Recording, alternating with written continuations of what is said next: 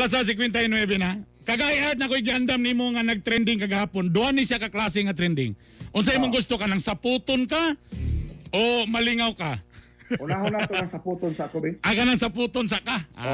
Gusto mo kaya pagkahuman, nalipay ko niya man. Saputon di ka. Sige. Ako nang ipakita sa inyo ha. Nag-trending. Chicks rabata ni siya. Guwapa rabatana ni siya. Mo ba na siya ang katungkuan? Motorista. Nakigrumansa sa Traffic enforcement. Tanahan na to ni mga kagahi. Okay, mo ni siya ang atong trending na ipakita kaninyo mga kagahi. Saputon ko ana, Saputon kani, samputon noon ang nagkuan.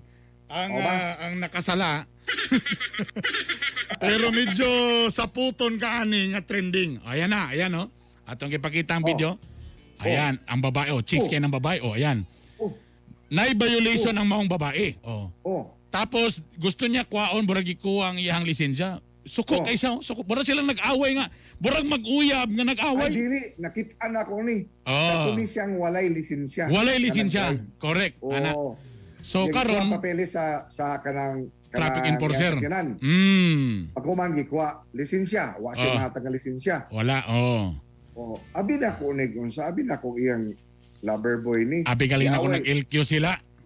MMDA. Yan no, gilaparo. Mo ni kaluoy sa atong MMDA. Gilaparo. Gisumbag-sumbag. Paila nagkaso ha. Way pasaylo ha. Actually, ang naitabuan na timingan kagayat, nga na nilabay nga pulis.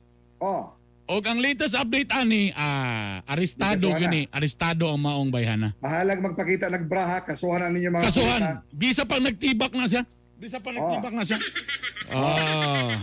Pastilan mga kagahi.